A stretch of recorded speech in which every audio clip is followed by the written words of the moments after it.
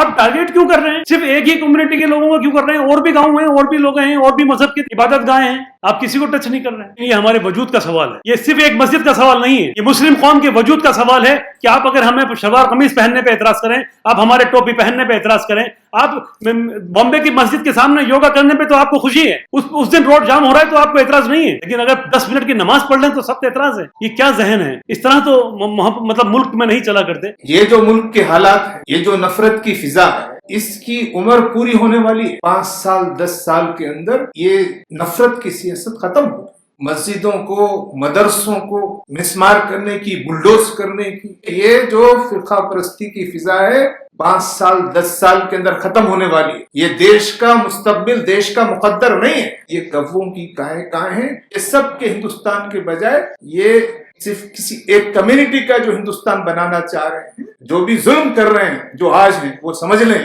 کہ ان کی مدت، ان کی عمر ختم ہو چکی ہے۔ اسٹیٹ پروسیجر نہیں ہے، بلکہ یہ اسٹیٹ ٹیررزم ہے میری نگاہ کے اندر۔ یہ اسٹیٹ جب خوف پیدا کر دے عوام کے اندر، جنتا کے اندر، اور وہ ان کو اتنا ڈیمورلائز کر دے کہ آپ اپنی ناراضگی بھی نہیں دکھا سکتے، پھر ہم کس قانون کی بات کرتے ہیں؟ ہمارا سنویدھان کہاں چلا گیا؟ لیگل پروسیجر کہاں چلا گیا؟ ایک سازشیں باقاعدہ رچی جا رہی ہیں، وہ پوری قوم کو ڈیمورلائز کرنے کی کوشش کی جا رہی ہے، ہماری عبادت گاہوں کو تباہ کیا جا رہا ہے، اور یہ طریقہ تو بالکل غلط ہے جو آپ ہمارے ساتھ میں میڈیا فرینڈز، آپ کے سامنے یہ بات آئی کہ نفرت کی سونامی آئی ہوئی ہے، لیکن میں ایک مسلم کمیونٹی کے ایلڈر کی حیثیت میں کہنا چاہتا ہوں کہ یہ سونامی نہیں ہے، یہ کووں کی کائیں ہیں۔ جیسے درخت پر جب شاہین بیٹھا ہوتا ہے تو کوے اس کے اوپر منڈاتے ہوئے کائیں کرتے ہوئے یہ سمجھتے ہیں کہ ہم بہت بہادر ہو گئے ہیں، لیکن اگر شاہین جب اڑان بھرتا ہے تو پھر وہ اس کی پرواز ان کووں سے بہت بلند ہوتی ہے۔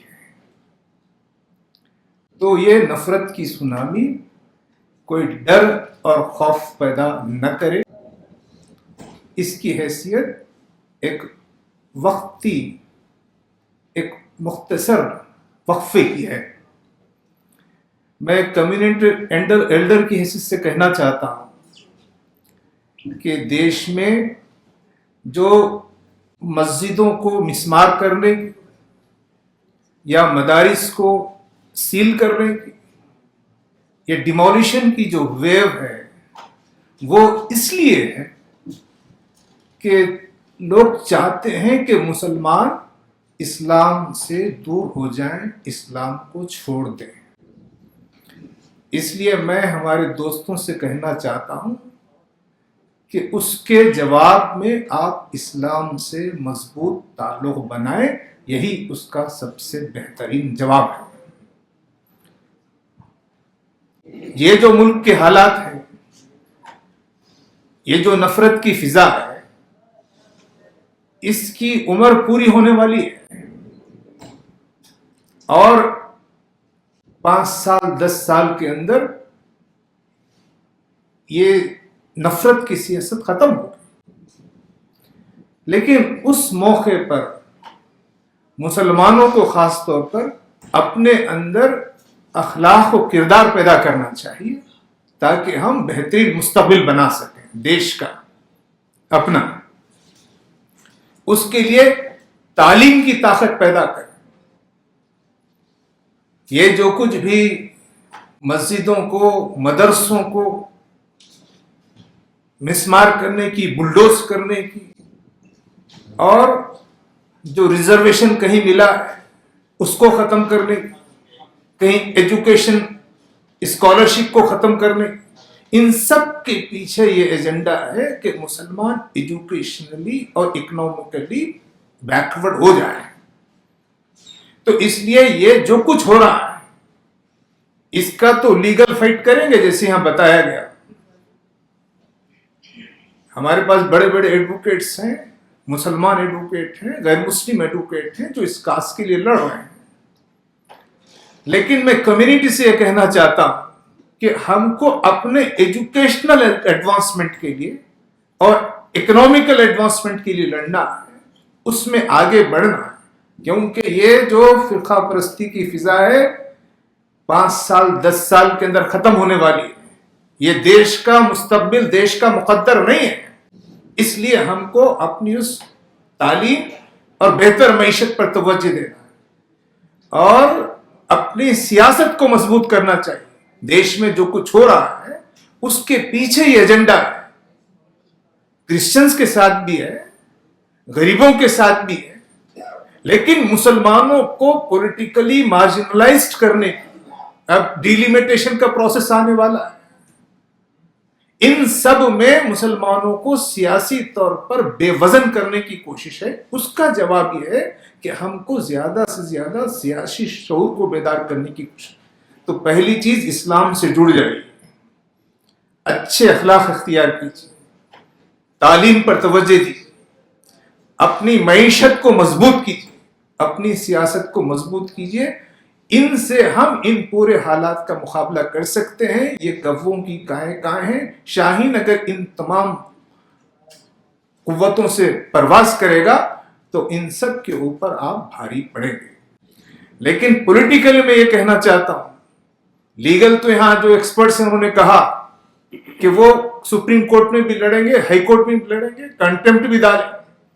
تو مسلمانوں یہ مسجد کے اور مدرسوں کے جو مسئلے ہیں اس میں کوئی انلیگل نہیں ہے۔ آپ کمپلائنس کی بات کر رہے، کمپلائنس کر لیں تب بھی، چونکہ حکومت کی ایڈمنسٹریشن کی نیت خراب ہے۔ یہ کہنا کہ وہ کمپلائنس نہیں رکھتے یا وہ غیر قانونی ہے، یہ سب نہیں ہے۔ صرف شہریوں کو قانون کی پابندی نہیں کرنا ہے، حکومت کو بھی قانون کی پابندی کرنا چاہیے۔ میرا سمجھنا یہ ہے کہ حکومت اور ایڈمنسٹریشن قانون کی پابندی سے آزاد ہو گیا ہے۔ یہ دیش کا بڑا مسئلہ ہے۔ تو ان تمام پولیس آفیسرز کو، ان تمام ایڈمنسٹریٹو سول آفیسرز کو، ان کے خلاف بھی مقدمے دائر ہونا چاہیے، ان کی تنخواہوں سے ان کا کمپنسیشن دینا چاہیے۔ یہ دیش میں یہ صورت پیدا ہوگی، 5 سال 10 سال کے بعد یہ کیفیت کو واپس آنا ہے۔ میں پولیٹیکلی اپنی بات رکھتے ہوئے بات ختم کروں گا۔ میں تو کمیونٹی لیڈر ہوں، لیکن جو پولیٹیکل لیڈر ہیں، جیسا یہاں فیسسٹ لوگ یہ جو مسجدوں کی یا چرچ کی ڈیمولیشن میں یہ جو فیسسٹ پارٹی کے لوگ ذمہ دار ہیں، میں جو سیکولر اپوزیشن ہے اس سے بھی یہ کہنا چاہتا ہوں، یہ ان کا کام ہے، یہ جنتا کا کام نہیں ہے کہ وہ اپنی جنگ آپ لڑے۔ یہ سیکولر اپوزیشن کا کام ہے کہ وہ جنتا کی خدمت کرے، جنتا کے مسائل کو آگے بڑھے۔ اگر یہ سیکولر اپوزیشن اپنا یہ کام نہیں کرے گی تو ان کا مستقبل بھی تاریک رہے گا۔ پھر نئی نسل آئے گی، جنزی آئے گی، کوئی لوگ آئیں گے، نہ فیسسٹ رہیں گے، نہ یہ نام نہاد جو سیکولر اپوزیشن بنتے وہ بھی نہیں رہیں گے۔ ایک نیا ہندوستان ہوگا۔ اس لیے سیکولر اپوزیشن سے ہمارا یہ کہنا ہے کہ وہ ان تمام انلیگل ڈومولیشنز میں اس جنتا کی، مسلمانوں کی، کرسچنز کی وہ قیادت کرے، ان کا کیس وہ لڑے۔ دیش میں تو اب 2 ہندوستان ہو گئے۔ ایک ہندوستان ہمارے یہاں جو معمر خاتون سیدہ حمید صاحبہ کہہ رہی تھی، 2 انڈیا ہیں۔ ایک انڈیا جو راشٹر پتا ہے، گاندھی جی کا انڈیا۔ گاندھی جی کے انڈیا میں کون کون تھے؟ نہرو تھے، سردار پٹیل تھے، مولانا آزاد تھے، ڈاکٹر امبیڈکر تھے۔ مطلب پورا ہندوستان ایک ساتھ تھا۔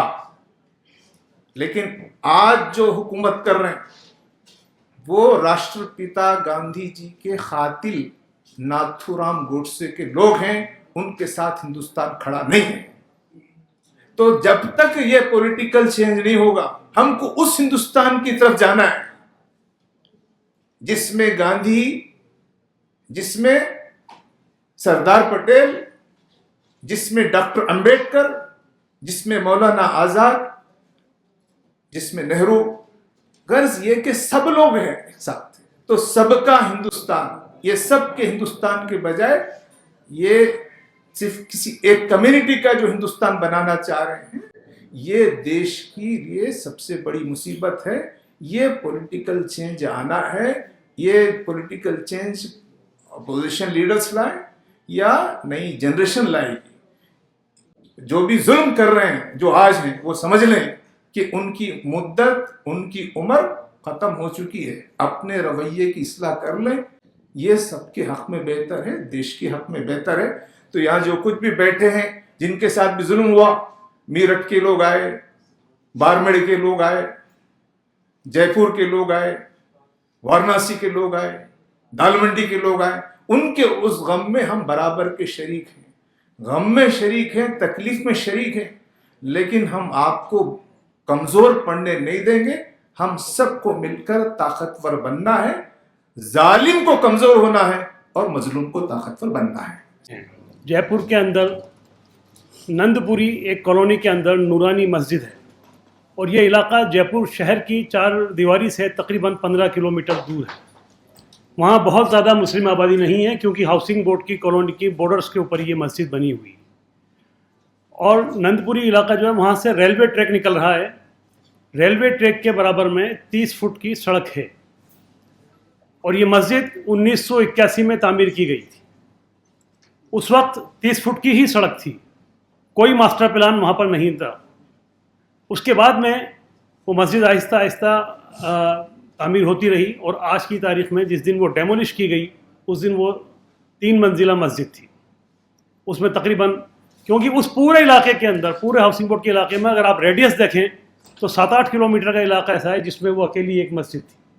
تو راہگیر بھی، آس پاس سے گزرنے والے بھی، وہاں آس پاس کے جگت پورہ کے ریلوے اسٹیشن کے لوگ بھی، سبھی لوگ نماز ادا کرنے وہاں آتے تھے۔ اس مسجد کو ڈیولپمنٹ کے نام کے اوپر کہ صاحب اس کی ہم سڑک کو 80 فٹ چوڑا کریں گے، 80 فٹ سڑک چوڑی کرنے کے اوپر بھی اس کا میکسیمم 20 فٹ ایریا اس کے اندر جا رہا تھا۔ ماسٹر پلان 2011 میں آتا ہے، مسجد 1981 سے تعمیر ہے، لگاتار اس کے اوپر نماز ہوتی ہے۔ تو 80 فٹ سڑک چوڑی کرنے کے نام کے اوپر انہوں نے کسی بھی شخص کو کوئی نوٹس نہیں دیا۔ زمین وہ پوری وقف پراپرٹی وقف بورڈ کے اندر درج ہے، اور 2003 کے سروے فارم میں گورنمنٹ نے خود نے اس کو درج کیا ہے ایز اے مسجد۔ امید پورٹل کے اوپر وہ چڑھائی جا چکی ہے، وہاں بھی اس کا ریکارڈ موجود ہے۔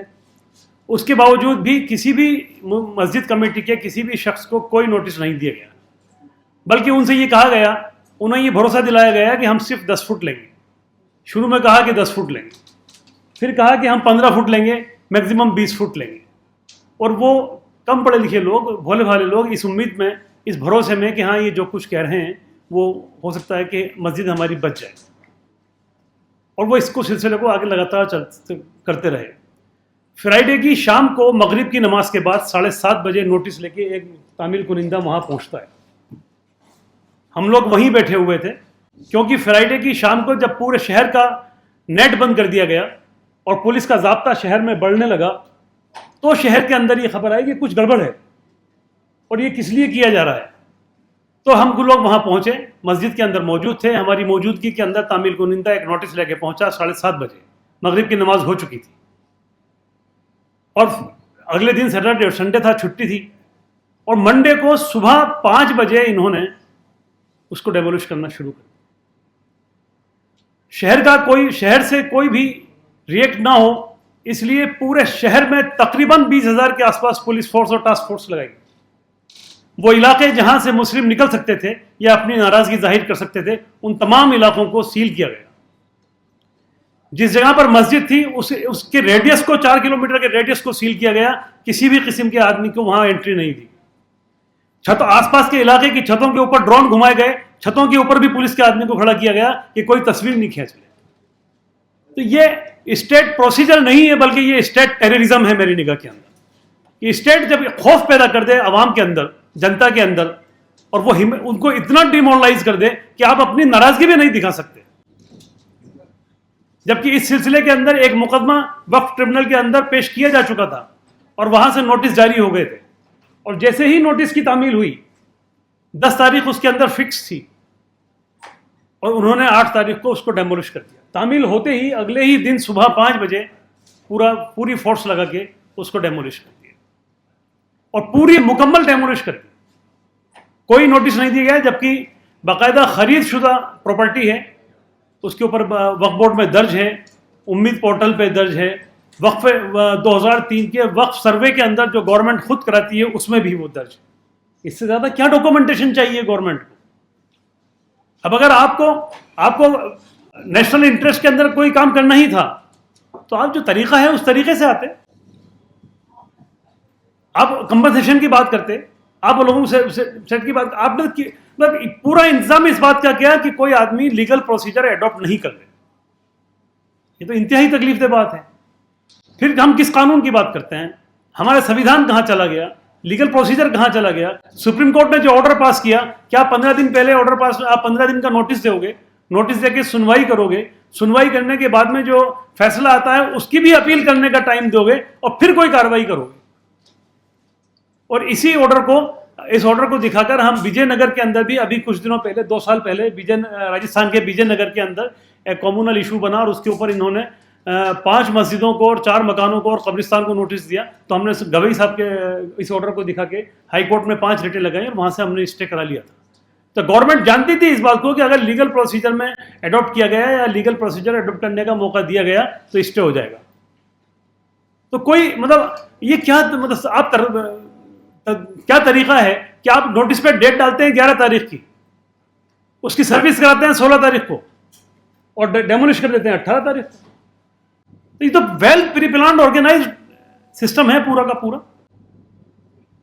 ابھی باڑمیر کے بارے میں آگے میرے ساتھی بتائیں گے, میں اس کا تھوڑا سا ہنٹ ٹچ کرتا ہوں آپ کو کہ باڑمیر میں آپ نے کہا کہ بی ایس ایف کی سیکورٹی پورٹل کو پانی دیں گے, تو وہاں پر آپ ٹارگیٹ کیوں کر رہے ہیں؟ صرف ایک ہی کمیونٹی کے لوگوں کو کیوں کر رہے ہیں؟ اور بھی گاؤں ہیں, اور بھی لوگ ہیں, اور بھی مذہب کی عبادت گاہیں ہیں, آپ کسی کو ٹچ نہیں کر رہے ہیں. تو یہ تو بہت سوچ سمجھ کے پلان کر کے آرگنائز طریقے سے پرٹیکولرلی مسلمس کے خلاف کیا جانے والا ایک کام ہے.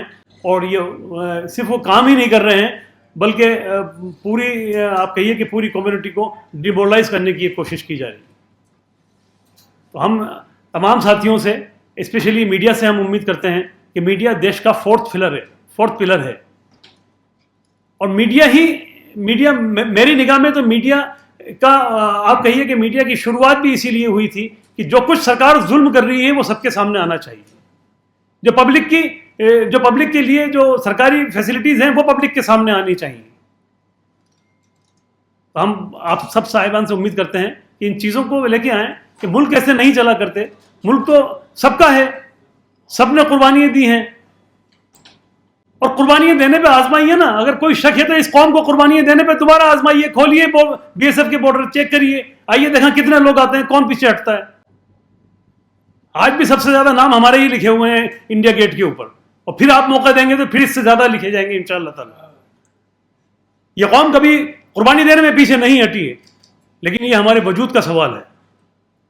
یہ صرف ایک مسجد کا سوال نہیں ہے, یہ مسلم قوم کے وجود کا سوال ہے کہ آپ اگر ہمیں شلوار قمیض پہننے پہ اعتراض کریں, آپ ہمارے ٹوپی پہننے پہ اعتراض کریں, آپ بامبے کی مسجد کے سامنے یوگا کرنے پہ تو آپ کو خوشی ہے, اس دن روڈ جام ہو رہا ہے تو آپ کو اعتراض نہیں ہے, لیکن اگر 10 منٹ کی نماز پڑھ لیں تو سب اعتراض ہے.